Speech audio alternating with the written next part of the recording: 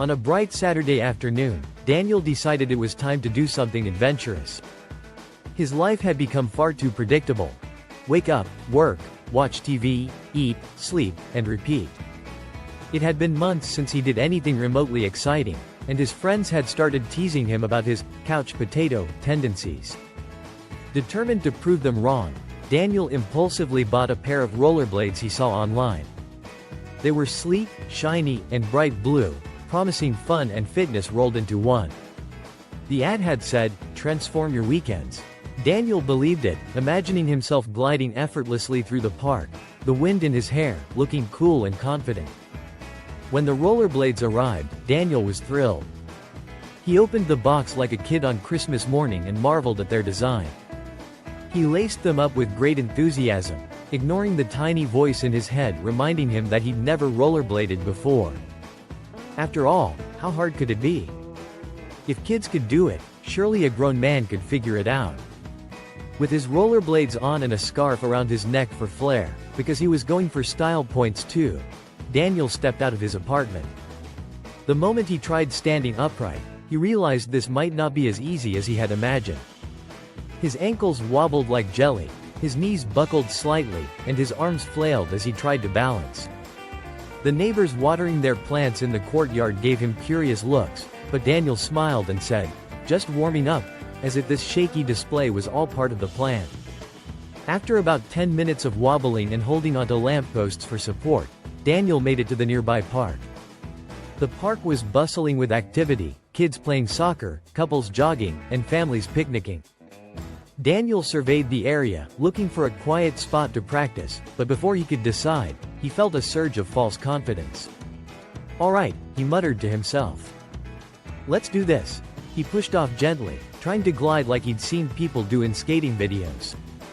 To his surprise, he actually moved forward. For a brief, glorious moment, Daniel felt like he had mastered rollerblading. The wind brushed against his face, and he thought, "This is it. I was made for this." That moment lasted approximately 3 seconds before reality struck. His left foot wobbled, then his right, and before he knew it, he was spinning in an awkward circle, his arms flailing wildly.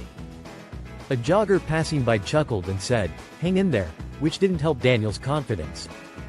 Determined to stay upright, he tried to grab onto a nearby bench, but instead, he accidentally bumped into it, startling an elderly man who had been feeding pigeons. The man gave Daniel a disapproving glare, but Daniel apologized and skated away, or rather, stumbled away, before things got worse. Just as he started to regain his balance, disaster struck. Out of nowhere, a golden retriever came bounding toward him, barking happily. The dog, with a wagging tail and limitless energy, seemed to think Daniel's flailing arms were some kind of game.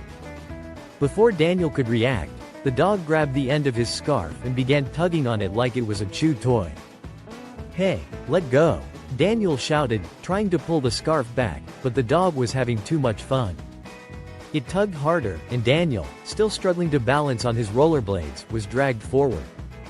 The dog didn't seem to care that it was towing a grown man behind it. It was having the time of its life. To make matters worse, the dog started running downhill. Daniel, unable to stop, found himself hurtling down the slope at an alarming speed. His attempts to slow down were useless. Every time he tried to apply the brakes, he only managed to swerve dangerously to one side. People in the park stopped what they were doing to watch this unexpected spectacle. A grown man on rollerblades, being dragged downhill by a very enthusiastic dog, yelling, "Stop! Bad dog!" At the bottom of the hill was a large bush. Daniel knew he was headed straight for it, but there was nothing he could do. With a loud crash, he flew into the bush, disappearing entirely into the greenery. Leaves and twigs flew everywhere, and for a moment, there was silence. Then, as Daniel struggled to untangle himself, a group of kids on bikes rode up, laughing hysterically. "Are you okay, mister?" one of them asked, barely able to contain his laughter. Another kid chimed in, "That was awesome. Do it again," Daniel groaned, pulling a twig out of his hair. "Yeah, I'm fine. Just testing the safety of the bush," he said, trying to sound casual. As he stood up, covered in leaves and dirt, he saw the golden retriever happily trotting away with his scarf. The dog's owner finally appeared, looking apologetic. "Oh my gosh, I'm so sorry. He loves chasing moving things," she said, trying to stifle a laugh. Daniel waved it off. "No problem. I was just practicing my stunts," he said, though he doubted anyone believed him.